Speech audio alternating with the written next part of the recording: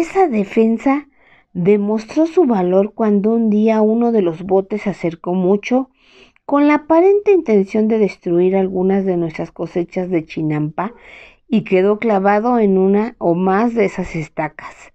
Nuestros guerreros inmediatamente enviaron una lluvia de flechas y tal vez mataron a algunos de sus ocupantes, antes de que estos pudieran zafar el barco y retirarse a la tierra firme para repararlo. De ahí en adelante, como los tripulantes no podían saber a qué distancia de la isla estaban colocadas las agudas estacas, se mantuvieron prudentemente alejados. Fue entonces cuando las tropas de Cortés encontraron los cañones que nuestros hombres habían tirado al lago durante la noche triste, ya que esos objetos tan pesados no pudieron ser arrojados muy lejos.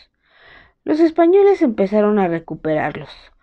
Nosotros habíamos tenido la esperanza de que esas malditas cosas se arruinaran al ser sumergidas en el agua, pero no fue así. Solo necesitaron que las limpiaran de cieno, que las dejaran secar y que las volvieran a cargar, y quedaron listas para usarse otra vez. Conforme se iban recuperando, Cortés mandó montar los primeros 13 cañones de uno en sus botes de guerra, y esas naves tomaron posiciones a orillas del lago en las ciudades donde se hallaban peleando sus tropas, y sobre ellas descargaron sus relámpagos, truenos y lluvias de proyectiles mortales. Sin poder defenderse por más tiempo, al ser acosados simultáneamente enfrente y por un lado, las ciudades tuvieron que rendirse y cuando lo hubo hecho la ciudad Tlacopan, la capital de los Tepaneca y tercer baluarte de la Triple Alianza, las fuerzas de Cortés, que como en un abrazo habían circulado esas ciudades, se encontraron y se unieron. Sus botes de guerra ya no necesitaban apoyar a sus tropas desde la playa. Sin embargo, al día siguiente estaban navegando otra vez alrededor del lago, descargando sus cañones. Los que estábamos en la isla los pudimos observar y durante un tiempo no adivinamos su intención, ya que no apuntaban ni a nosotros ni a ningún blanco en la tierra firme. Entonces vimos y escuchamos el impacto destructivo de la bola de un cañón y fue cuando comprendimos. Los proyectiles pesados golpearon primero al antiguo acueducto de Chapultepec y luego al que había mandado construir Ahuizotl en Cuyoacán, rompiéndolos ambos. El mujer serpiente dijo: los acueductos eran nuestra última conexión con la tierra firme. Ahora quedamos tan desamparados como un barco navegando sin remos sobre un mar tormentoso y lleno de monstruos malévolos. Estamos rodeados sin protección y completamente expuestos. Todas las naciones que nos rodean y que no se han unido voluntariamente a los hombres blancos han quedado vencidas y ahora obedecen sus órdenes. A excepción de los guerreros fugitivos que se encuentran aquí, no queda nadie más que nosotros, los mexica, solos contra el único mundo. Así debe ser, dijo Cuauhtémoc con calma. Si es nuestro Tonali no ser al fin los vencedores, entonces que el único mundo recuerde para siempre que los mexica fuimos los últimos en ser vencidos. Pero venerado orador, suplicó el mujer serpiente, los acueductos también fueron nuestro último vínculo con la vida. Quizás podríamos luchar durante un tiempo sin comida fresca, pero ¿cuánto tiempo podremos sobrevivir sin agua potable? Tlacotzin, dijo Cuauhtémoc con tanta suavidad como lo haría un maestro al dirigirse a un alumno que no hubiera entendido la lección. Hubo un tiempo hace mucho en que los mexicas se encontraron solos en ese mismo lugar, indeseados y detestados por todos los demás pueblos. Solo tenían hierbas para comer, solo tenían agua pestilente del lago para beber. En esas circunstancias tan desesperadas y deprimentes, Ellos pudieron haberse hincado ante los enemigos que los rodeaban, para ser esparcidos, absorbidos y olvidados por la historia. Pero no fue así. Se sostuvieron de pie, se quedaron y construyeron todo esto. Y movió su brazo para abarcar todo el esplendor de Tenochtitlán. Cualquiera que sea el final, la historia no puede olvidarlos ahora. Los mexicas se sostuvieron de pie. Los mexicas siguen de pie. Los mexicas permanecerán de pie hasta que ya no puedan sostenerse de pie. Después los acueductos. Nuestra ciudad fue el blanco de todos los cañones, los que se habían acomodado en la tierra firme y los que estaban montados en los botes que constantemente rodeaban la isla. Las bolas de hierro que venían de Chapultepec eran las más peligrosas y espantosas, porque los hombres blancos habían llevado algunos de sus cañones hasta la cima de aquel monte, y desde allí podían enviar las bolas volando en un arco alto para que cayeran casi directamente abajo, como inmensas gotas de hierro sobre Tenochtitlán. Quisiera hacer notar que una de las primeras que cayó en la ciudad demolió el templo de la Gran Pirámide. Ante esto, nuestros sacerdotes gritaron desgracia, infortunio, mal agüero, e hicieron ceremonias en donde combinaban oraciones abnegadas pidiendo perdón al Dios de la guerra y oraciones desesperadas en demanda de la intercesión del Dios de la guerra a nuestro favor. Aunque los cañones continuaron ese rugir durante algunos días, solo lo hacían a intervalos y parecía un ataque de lo más irregular comparado con lo que sabíamos que eran capaces de hacer esos cañones. Creo que Cortés tenía la esperanza de que admitiéramos que estábamos abandonados, indefensos e inevitablemente derrotados, y así nos rendiríamos sin luchar, como él esperaría de cualquier gente sensata, sobre todo en estas condiciones. No creo que él lo tuviera y lo estuviera haciendo así porque sintiera algún remordimiento o misericordia en matarnos. Más bien creo que quería conservar la ciudad intacta para poder presentarle a su rey don Carlos la colonia de la Nueva España completa con todo, incluida su capital, una capital que era muy superior a cualquier ciudad de la vieja España. Sin embargo, Cortés era y es un hombre impaciente. No perdió muchos días en estar esperando que nosotros tomáramos la decisión sensata de rendirnos. Mandó a sus artesanos que construyeran unos puentes de madera portátiles y ligeros. Con ellos cubrió las brechas entre los caminos puente y envió a numerosos hombres corriendo hacia la ciudad en un ataque repentino desde los 3 caminos puentes al mismo tiempo. Sin embargo, nuestros guerreros todavía no estaban debilitados por el hambre y las 3 columnas de españoles y sus aliados se vieron detenidos como si hubieran corrido contra una pared sólida de piedra que circundaba toda la isla. Muchos de ellos murieron y los que quedaron se batieron en retirada, aunque no tan rápido como habían llegado, pues llevaban muchos heridos. Cortés esperó algunos días más y luego volvió a tratar otra vez de la misma manera, pero con peores resultados. En esa ocasión, cuando el enemigo penetró en la isla, nuestras canoas de guerra habían partido con anterioridad y una vez que hubo pasado la primera ola de atacantes, nuestros guerreros desembarcaron de las canoas sobre los caminos puentes detrás de ellos. Quitaron los puentes portátiles y así tuvimos una nueva porción de las fuerzas de ataque dentro de la ciudad con nosotros. Los españoles atrapados pelearon por sus vidas, pero sus aliados nativos, sabiendo lo mejor, lo que les esperaba, pelearon hasta caer muertos para no ser capturados. Esa noche toda la isla estaba encendida por las antorchas y los fuegos ceremoniales de los inciensos y de los altares En particular, la Gran Pirámide estaba brillantemente iluminada. Así Cortés y todos los demás hombres podían ver, y se acercaron lo suficiente y si se tomaban las molestias de observar lo que les esperaba a los 40 o más de sus compañeros que habíamos capturado vivos. Por lo menos Cortés sí presenció ese sacrificio en masa, o cuando menos lo suficiente para que montara en cólera.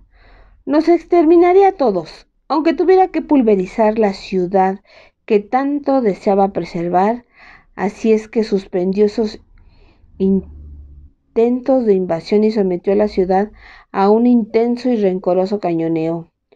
Las balas eran lanzadas tan rápido y regularmente como supongo que lo permitían los cañones, sin llegar a derretirse por tan prolongado esfuerzo. Los proyectiles caían como plomo desde la tierra firme y silbaban a través del agua por los botes que la rodeaban. Nuestra ciudad empezó a derrumbarse y mucha de nuestra gente murió. Una sola bala de cañón podía arrancar un gran pedazo de un edificio, por muy macizo que fuera, tanto como la Gran Pirámide, y muchos quedaron como esta, pues la que fue una vez bella estructura lisa se veía entonces como una masa de pan mordida y roída por ratas gigantes. Una sola bala de cañón podía tirar toda una pared de una casa hecha de piedra, y una de adobe simplemente quedaba hecha añicos. Esa lluvia de fuego continuó por lo menos por 2 meses, día tras día, deteniéndose solo un poco durante la noche, pero aún así los cañoneros nos mandaban 2 o 3 bolas retumbantes a intervalos impredecibles e irregulares, solo para asegurarnos que nuestro sueño no sería tranquilo, por no decir imposible, y de que no tendríamos la oportunidad de dormir en paz. Después de un tiempo, los hombres blancos se quedaron sin sus proyectiles de hierro y tuvieron que usar piedras redondas que juntaron. Aunque éstas eran mucho menos destructivas sobre los edificios de la ciudad, con el mismo impacto muy seguido se partían en pedazos y sus fragmentos volaban y así eran mucho más destructoras para la piel humana. Sin embargo, los que murieron de esa manera por lo menos lo hicieron de una forma rápida, pues los demás parecíamos condenados a una muerte más lenta, infeliz y agonizante. Como los alimentos que teníamos en reserva tenían que durarnos lo más posible, los oficiales encargados partían el maíz seco en raciones pequeñísimas, lo suficiente nada más para sostener la vida. Por un tiempo también pudimos alimentarnos de las aves y los perros de la isla y compartíamos los peces atrapados por los hombres que a escondidas salían de noche para echar sus redes bajo los caminos puentes y entre las raíces y el fondo de los chinampas. Pero llegó el día en que no quedó ni perros ni aves y los peces empezaron a alejarse de los alrededores de la isla. Entonces repartimos y nos comimos a todos los animales comestibles que estaban en el zoológico público, a excepción de los especímenes más raros y más bellos, pues sus guardianes no quisieron deshacerse de ellos.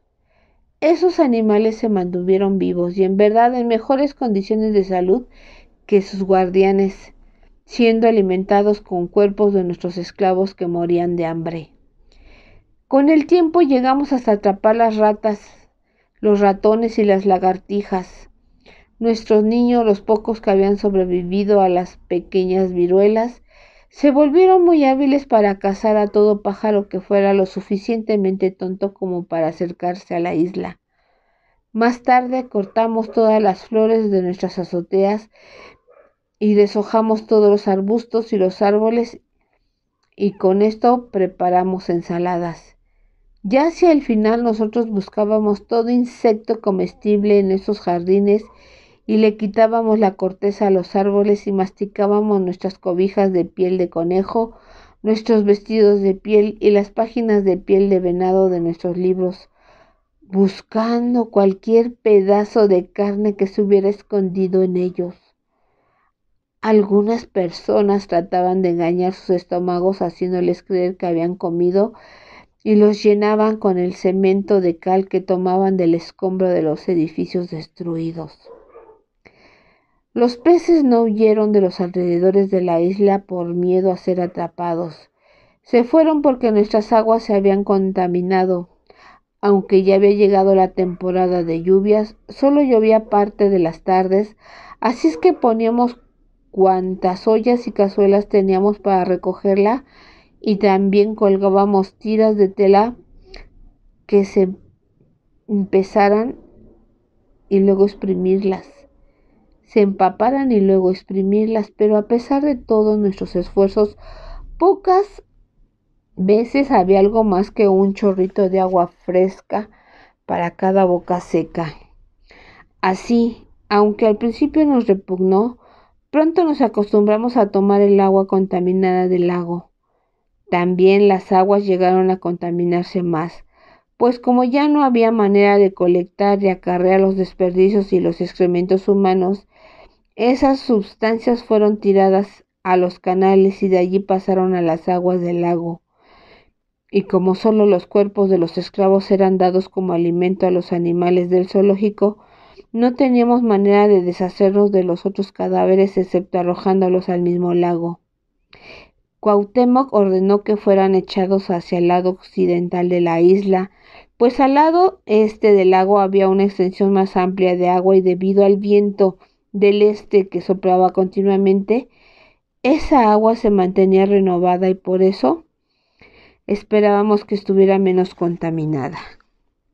Sin embargo, llegó el momento inevitable en que los desperdicios y los cadáveres contaminaron todas las aguas alrededor de la isla. Como de todas maneras teníamos que tomar de esa agua cuando la sed nos apretaba, entonces mojábamos telas, las exprimíamos y luego hervíamos esa agua, pero aún así retorcía nuestras entrañas con flujos retortijones. Muchos de nuestros niños y ancianos murieron por tomar esa agua podrida. Una noche, cuando Cuauhtémoc ya no pudo ver sufrir más a su pueblo, citó a toda la población de la ciudad para que se reunieran en el corazón del único mundo. Así que todos nos reunimos en la noche, cuando los cañones no estaban tronando, y creo que todo el que podía estar de pie estaba allí. Nos paramos sobre el piso lleno de baches de lo que antes había sido mármol liso de la plaza. Estaba rodeado por los escombros cortados y picudos de lo que había sido el ondulante muro de la serpiente, mientras que el venerado orador nos hablaba desde lo que quedaba de las escaleras rotas de la gran pirámide. Si Tenochtitlán ha de sobrevivir un poco más, ya no debe de ser una ciudad, sino una fortaleza. Y una fortaleza debe estar comandada por aquellos que aún están en posibilidad de luchar. Estoy orgulloso de la lealtad y resistencia demostrada por todo mi pueblo, pero ha llegado el momento que con gran pena debo pediros que pongáis fin a vuestra lealtad. Todavía queda una bodega sin abrir, pero solo una. La multitud allí reunida ni gritó de alegría ni hizo un clamor en demanda. Solo murmuraba, pero ese ruido parecía el sordo rumor provocado por un inmenso estómago hambriento. Cuando mande abrir esa bodega, continuó Cuauhtémoc, el maíz se repartirá en partes iguales entre todos los que lo pidan. Ahora bien, eso puede proporcionar a cada persona en esta ciudad quizás una última comida muy escasa o será lo suficiente para alimentar un poco mejor a nuestros guerreros, para darles más fuerzas con que pelear hasta el final cuando llegue ese final y como llegue. Pueblo mío, no os daré ninguna orden, solo os pido que escojáis y toméis una decisión. El pueblo no hizo ningún sonido. Él terminó diciendo, esta noche no he mandado colocar el puente sobre el camino puente del norte. El enemigo espera con cautela al otro lado preguntándose por qué habré hecho eso. Lo he hecho para que todos los que queráis partir y podáis hacerlo lo hagan. No sé qué es lo que encontraréis en Tepeyaca, quizás comida o descanso o muerte florida. Pero suplico que aquellos que ya no podáis luchar, que aprovechéis esta oportunidad para dejar Tenochtitlán. Esto no será una deserción, ni con ello debéis sentiros derrotados. No incurriréis en ninguna vergüenza al partir. Al contrario, de esa manera permitiréis que nuestra ciudad pueda defenderse un poco más. No diré más. Ninguno se fue con prisa o de buena gana. Todos lo hicieron con lágrimas en los ojos y con pena, pero reconocieron lo práctico de la súplica de Cuauhtémoc, y en una sola noche la ciudad quedó vacía. Toda su gente, la más joven y la más anciana, sus enfermos e inválidos, sus sacerdotes y los asistentes de los templos, todos se fueron, todos los que no podían por más tiempo ser útiles en el combate. Cargando sus bultos y llevando en ello las pocas cosas de valor que pudieron llevar al partir, se dirigieron hacia el norte a través de las calles de los 4 barrios de Tenochtitlán y empezaron a convergir hacia el área del mercado de Tlatelolco, formando una columna al cruzar el camino puente. No fueron recibidos con destellos de relámpagos y truenos al final del camino puente. Según supe después, los hombres blancos que estaban allá solo los vieron llegar con indiferencia, y cuando a los tezcatecas que ocupaban esas posiciones les pareció que esa gente que llegaba buscando refugio, tropezando y enfermos, eran demasiado débiles como para que valiera la pena sacrificarlos en una celebración de victoria, y la gente de Tepeyaca, que aunque también ellos eran cautivos por las fuerzas de Cortés, los recibieron con comida, dándoles agua fresca y albergue. En Tenochtitlán, cuando quedó solo Cuauhtémoc, otros señores de su corte, su consejo de voceros, sus esposas y familias, tanto del venerado orador como de sus otros nobles, varios físicos y cirujanos, todos los campeones y guerreros útiles, y alguno que otro viejo obstinado como yo, quienes habían tenido buena salud antes del sitio y que no habíamos quedado tan debilitados a consecuencia del mismo, y que aún podíamos luchar si era necesario. También permanecieron las mujeres jóvenes cuya salud y fuerza todavía era aceptable y por lo tanto eran útiles, y una vieja que a pesar de mis súplicas rehusó dejar su lecho de enferma que yo tenía tiempo de ocupar. Estorbo menos aquí acostada, dijo Beú, a que se me lleve cargada en una sola silla de manos por otros que apenas pueden caminar. También hace mucho tiempo que dejó de importarme cuánto y cómo y con facilidad puedo pasar sin ello. Si me quedo puedo morir más rápido de lo que me mataría esta larga y tediosa enfermedad. Además, tú también ignoraste una oportunidad para ponerte a salvo anteriormente. Podría ser una tontería, dijiste, pero tú querrías ver el final de todo. Sonrió débilmente. Ahora, después de todas las imprudencias que he tenido que soportar de tu parte, ¿me negarás el poder compartir contigo otra imprudencia más que muy bien pudiera ser la última?